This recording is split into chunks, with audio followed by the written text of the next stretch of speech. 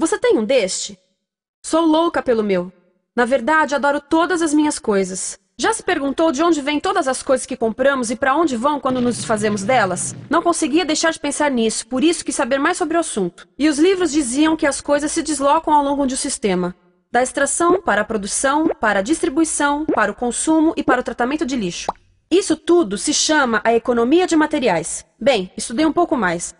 Eu passei 10 anos viajando pelo mundo, atrás de pistas de onde vêm as nossas coisas e para onde vão. E sabe o que eu descobri? Esta não é toda a história. Falta muita coisa nessa explicação. Em primeiro lugar, neste sistema parece que está tudo bem, sem problemas. Mas, na verdade, é um sistema em crise, porque trata-se de um sistema linear, e nós vivemos num planeta finito, e não se pode gerir um sistema linear num planeta finito, indefinidamente. Em todas as suas etapas, este sistema interage com o mundo real. A vida real não acontece numa página em branco.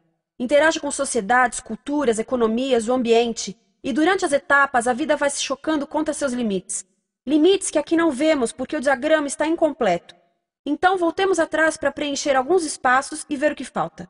Uma das coisas mais importantes em falta são as pessoas. Sim, pessoas. As pessoas vivem e trabalham em todas as etapas desse sistema, onde algumas são um pouco mais importantes que outras, algumas têm maior poder de decisão. Quem são elas? Comecemos pelo governo. Meus amigos dizem que eu devia usar um tanque para simbolizar o governo, e isso é uma realidade em muitos países, e cada vez mais também no nosso. Afinal, mais de 50% dos nossos impostos vão para os militares. Mas vou usar uma pessoa para simbolizar o governo, porque acredito nos valores e na visão de que o governo deve ser das pessoas, pelas pessoas, para as pessoas. A função do governo é olhar por nós, cuidar de nós. Esse é o seu trabalho. Depois vem as corporações. O que leva as corporações a parecerem maiores que o governo é porque elas são maiores que o governo. Atualmente, entre as 100 maiores economias da Terra, 51 são corporações.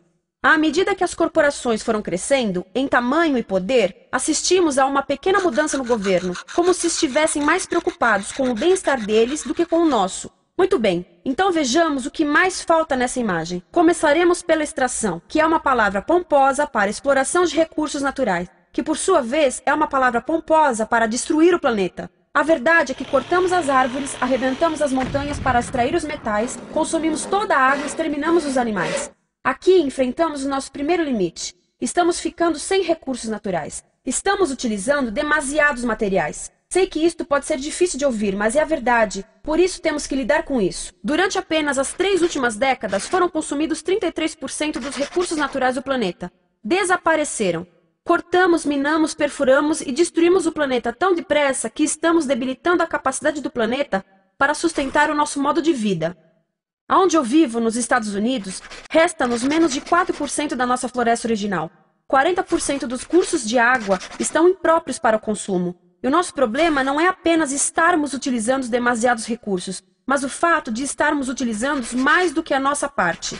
Temos 5% da população mundial, mas usamos 30% dos recursos mundiais. Se todos consumissem ao ritmo dos Estados Unidos, precisaríamos de 3 a 5 planetas. E sabem uma coisa? Só temos um. Então, a resposta do meu país a essa limitação é simplesmente ir tomar dos outros. Este é o terceiro mundo, que alguém dirá tratar-se apenas de uma expressão para designar o local para onde foram as nossas matérias-primas. E o que é que acontece?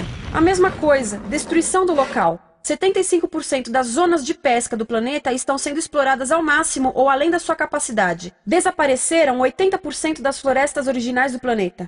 Só na Amazônia perdemos 2.000 árvores por minuto, o equivalente a um campo de futebol por minuto. Então, e as pessoas que vivem aqui? Bem, de acordo com esses sujeitos, eles não são donos desses recursos. Mesmo que vivam lá há gerações. Não são donos dos meios de produção, nem compram muitas coisas. Nesse sistema, quem não possui nem compra muitas coisas não tem valor. A seguir, as matérias-primas seguem para a produção, onde utilizamos energia para misturar químicos tóxicos com recursos naturais para produzir produtos contaminados com tóxicos. Há atualmente no comércio mais de 100.000 químicos sintéticos. Apenas um punhado foi testado para avaliar o seu impacto na saúde, e nenhum foi testado em relação aos impactos sinérgicos na saúde, ou seja, a interação com todos os outros químicos aos quais estamos expostos diariamente. Por isso, desconhecemos o impacto total deles na saúde e no ambiente. Mas sabemos uma coisa: os tóxicos entram e saem. Enquanto continuarmos a introduzi-los nos nossos sistemas de produção industrial, continuaremos a inserir esses tóxicos nos produtos que levamos para nossas casas, trabalho e escolas, e claro, para nossos corpos. Como os BFRs, ou retardantes de incêndio à base de brometo, que tornam as coisas mais resistentes ao fogo, mas são super tóxicos. São neurotóxicos, ou seja, tóxicos para o cérebro. O que é que estamos fazendo usando esses químicos? Apesar disso, os usamos em nossos computadores, eletrodomésticos, sofás, colchões e até alguns travesseiros. Sim, pegamos nossos travesseiros, os revestimos com neurotoxinas, levamos para casa e dormimos por 8 horas com eles. Não sei, mas acho que num país com tanto potencial, poderíamos ter uma maneira melhor de evitar que as cabeças peguem fogo à noite. Sabia que essas toxinas vão se acumulando ao longo da cadeia alimentar e se concentram nos nossos corpos? Sabe qual é o alimento do topo da cadeia alimentar com o nível mais elevado de químicos tóxicos? O leite materno. Isto significa que os menores membros das nossas sociedades, os nossos bebês, recebem as maiores doses de químicos tóxicos das suas vidas a partir do leite das suas mães. Não acha que é uma incrível violação?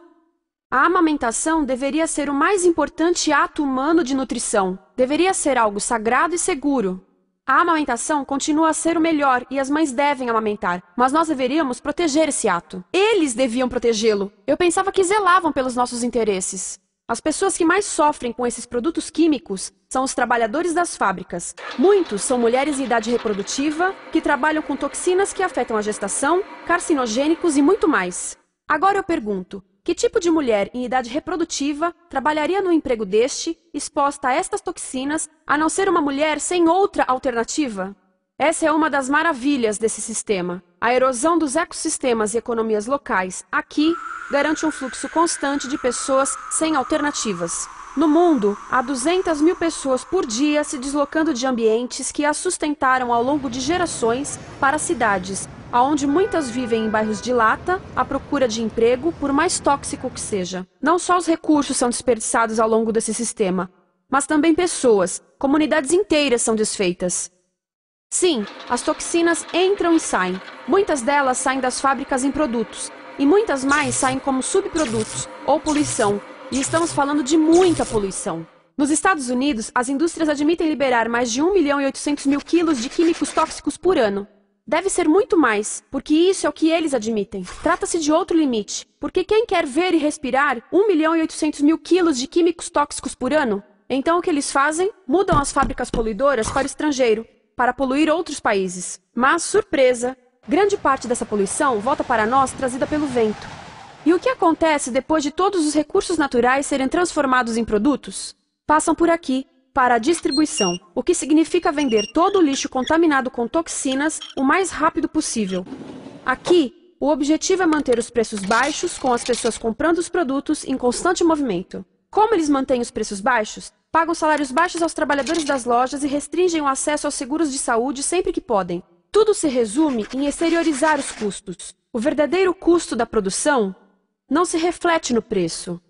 Em outras palavras, não pagamos aquilo que compramos. Outro dia estive pensando nisto. Ia a caminho do trabalho e queria ouvir as notícias. Por isso entrei numa loja para comprar um rádio. Encontrei um pequeno rádio verde engraçado que custava $4,99. Na fila do caixa pensei, como $4,99 podem refletir o custo da produção e transporte desse rádio até ele chegar nas minhas mãos? O metal deve ter sido extraído na África do Sul. O petróleo provavelmente do Iraque. O plástico produzido na China e talvez montado por uma criança de 15 anos numa fábrica do México. $4,99 não paga nem o aluguel do espaço ocupado na prateleira, nem parte do salário do empregado que me atendeu, ou as viagens de navio e caminhão que o rádio fez. Foi assim que eu percebi que eu não paguei o valor do rádio. Então, quem pagou? Estas pessoas pagaram com a perda do espaço dos seus recursos naturais. Estas pagaram com a perda do ar puro, com o aumento de doenças como asma e câncer. As crianças do Congo pagaram com o seu futuro, pois 30% delas abandonam a escola para trabalhar nas minas de coltan, um metal que usamos em aparelhos eletrônicos baratos e descartáveis. Estas pessoas pagaram por não ter direito ao seguro de saúde. Ao longo desse sistema, pessoas contribuíram para que eu comprasse o rádio por $4,99. Mas essas contribuições não são registradas por nenhum contabilista. É isto que eu quero dizer com exteriorizar o verdadeiro custo de produção. E isso nos leva à seta dourada do consumo. O coração do sistema, o motor que impulsiona. É tão importante proteger esta seta que se tornou prioridade daqueles dois sujeitos.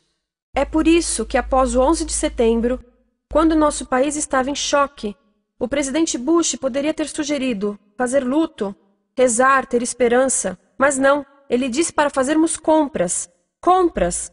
Nos tornamos uma nação de consumidores. Nossa principal identidade passou a ser de consumidores. Não mães, professores, agricultores, mas consumidores. Nosso valor é medido e demonstrado pelo quanto contribuímos para esta seta. Quanto consumimos. Não é isso que fazemos? Compramos, compramos, compramos.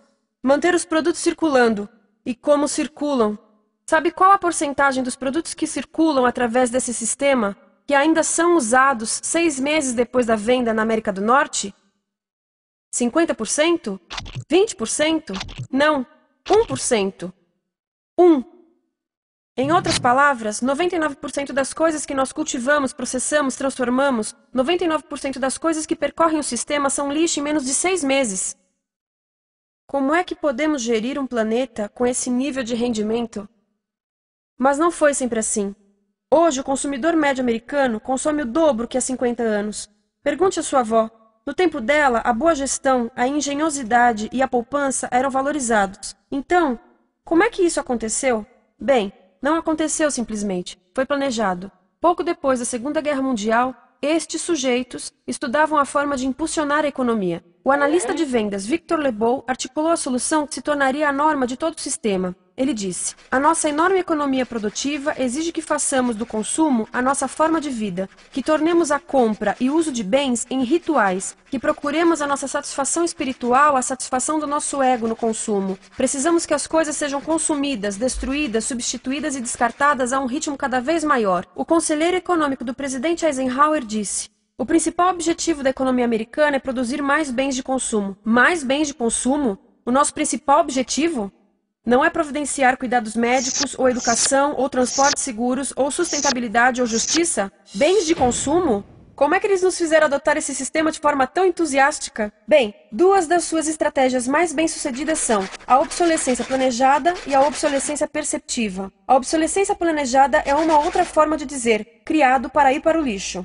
Eles fazem as coisas de modo que sejam inúteis tão rápido quanto possível para jogarmos fora e voltarmos a comprar. Isso é óbvio em sacolas ou copos de plástico, mas verifica-se isso em coisas maiores como esfregões, DVDs, máquinas fotográficas, churrasqueiras, quase tudo, até computadores. Já reparou que quando compra um computador, a tecnologia muda tão rápido que em poucos anos se torna quase um impedimento para a comunicação? Fiquei curiosa e abri um desses computadores para ver o que tinha dentro, e descobri que a peça que se muda a cada ano é apenas uma pecinha no canto. Mas não se pode mudar apenas essa peça, porque cada nova versão tem um formato diferente. Tem que jogar tudo fora e comprar um novo. Estive lendo sobre o design industrial da década de 50, quando a obsolescência planejada começou a aparecer. Esses designers eram muito claros sobre o assunto. Chegavam a debater quão rápido conseguiam que um aparelho avariasse, mas de modo que o consumidor mantivesse fé suficiente para ir comprar outro. Foi tão intencional, mas as coisas não avariam suficientemente rápido para manter essa seta funcionando. Por isso existe também a obsolescência perceptiva. A obsolescência perceptiva nos convence a jogar fora coisas que ainda são perfeitamente úteis. Como fazem isso? Mudam a aparência das coisas. Por isso, se comprou suas coisas há alguns anos, todos percebem que você não tem contribuído para essa seta. E como o nosso valor depende da nossa contribuição para essa seta, isso pode ser embaraçoso. Por exemplo, se eu tiver o mesmo monitor de computador gordo e branco na minha mesa por 5 anos e a minha colega tiver comprado um computador novo, ela vai ter um monitor plano brilhante que combina com o computador, com o celular e até com as canetas. Ela parece estar operando uma nave espacial e eu pareço que tenho uma máquina de lavar na mesa. A moda é outro bom exemplo. Já se perguntou por que os saltos dos sapatos das mulheres passam de largos para finos num ano e no próximo de finos para largos? Não é por haver um debate sobre qual deles é mais saudável. É porque usar saltos largos num ano de saltos finos mostra que você não contribuiu recentemente para a seta. Por isso não vale tanto quanto a pessoa com saltos finos ao seu lado, ou em um anúncio. É para comprarmos sapatos novos. A publicidade e a mídia em geral têm um papel importante nisto. Cada um de nós nos Estados Unidos é bombardeado com mais de 3.000 anúncios por dia. Vemos mais publicidade num ano do que as pessoas há 50 anos viam em toda a vida. Qual é o objetivo de um anúncio se não nos fazer infelizes com o que temos? Por isso, nos dizem 3.000 vezes por dia que o nosso cabelo está errado, nossa pele, nossa roupa, nossos móveis, nossos carros, nós estamos errados. Mas tudo se resolve se formos às compras. A mídia também ajuda a esconder tudo isto e isto. Por isso, a única parte da economia que vemos são as compras. A extração, produção e envio para o lixo acontecem fora do nosso campo de visão. Por isso, nos Estados Unidos, temos mais coisas do que tivemos antes, mas pesquisas mostram nossa felicidade declinando. Nossa felicidade teve seu pico na década de 50, a mesma época em que a febre consumista explodiu. Coincidência interessante. Acho que sei o porquê. Temos mais coisas, porém menos tempo para o que realmente nos faz felizes. Amigos, família, tempo livre. Estamos trabalhando mais do que nunca. Analistas dizem que não temos tão pouco tempo livre desde a sociedade feudal. E sabem quais são as duas atividades que mais fazemos no pouco tempo livre que temos? Ver televisão e fazer compras. Nós, americanos, passamos 3 a 4 vezes mais tempo comprando do que os europeus. Assim, nessa situação ridícula, vamos trabalhar talvez em 2 empregos, e quando chegamos em casa exaustos e sentamos no sofá novo para ver televisão, os anúncios dizem que não prestamos, então vamos às compras para nos sentirmos melhor. Depois trabalhamos mais para pagar o que compramos e chegamos em casa mais cansados, vemos mais televisão que nos diz para fazermos compras outra vez, e estamos nesse ciclo de trabalhar, ver, comprar, e podíamos simplesmente parar. Então, no final, o que acontece a todas essas coisas que compramos? Nesse ritmo de consumo, não cabe tudo em casa, apesar do tamanho médio das casas ter duplicado nesse país desde os anos 70. Vai tudo para o lixo, e isso nos leva ao tratamento do lixo. Essa é a parte da economia de materiais que conhecemos melhor, porque nós temos de levar o lixo até a esquina. Cada americano produz 2 quilos de lixo por dia, o dobro do que fazíamos há 30 anos. Todo esse lixo ou é despejado num aterro, que é um grande buraco no chão, ou ainda pior, primeiro é incinerado e depois despejado no aterro. As duas formas poluem o ar, o solo, a água, sem esquecer que alteram o clima. A incineração é realmente ruim. Lembra daqueles tóxicos da fase da produção? Bem, queimar o lixo libera esses tóxicos no ar. Pior ainda, produz supertóxicos novos, como a dioxina. A dioxina é a substância mais tóxica feita pelo homem, e os incineradores são a principal fonte de dioxina. Isso significa que podemos parar a principal fonte da mais tóxica substância conhecida e feita pelo homem, simplesmente parando de queimar o lixo. E podemos parar hoje. Algumas empresas não querem criar aterros e incineradores aqui. Por isso, também exportam os resíduos. Então, e a reciclagem? A reciclagem ajuda? Sim, a reciclagem ajuda. Ela reduz o lixo nessa extremidade e depois reduz a pressão para minerar e colher mais nessa extremidade. Sim, todos devemos reciclar, mas reciclar não é o suficiente. Reciclar nunca será suficiente, por 2 razões. Primeiro, o lixo que vem das nossas casas é apenas a ponta do iceberg. Para cada saco de lixo que deixamos na esquina, 70 sacos de lixo são criados anteriormente, só para fazer o lixo desse saco que deixamos na esquina. Assim, mesmo que pudéssemos reciclar 100% do lixo das nossas casas, não se chegaria ao coração do problema. Além disso, grande parte do lixo não pode ser reciclado, ou porque contém demasiados tóxicos, ou porque é criado de início para não ser reciclável, como aquelas caixas de suco, que têm as camadas de metal, papel e plástico, todas coladas. Não dá para separar essas camadas para reciclá-las. Como se vê, é um sistema em crise. Por todo o percurso, estamos batendo em limites, do clima em mudança ao decréscimo da felicidade. Simplesmente não está funcionando. Mas a parte boa de um problema tão generalizado é haver tantos pontos de intervenção.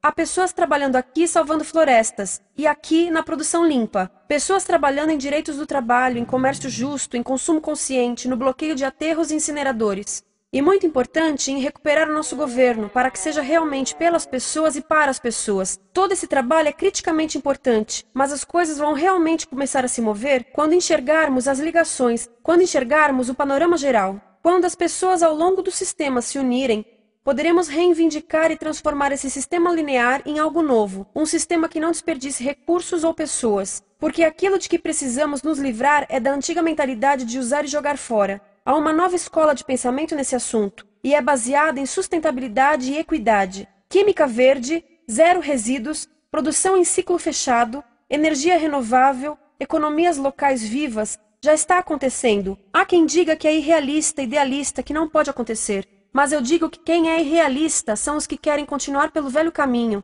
Isso é que é sonhar. Lembre-se que a velha forma não aconteceu por acaso. Não é como a gravidade que temos que conviver. As pessoas a criaram, e nós também somos pessoas. Por isso, vamos criar algo novo.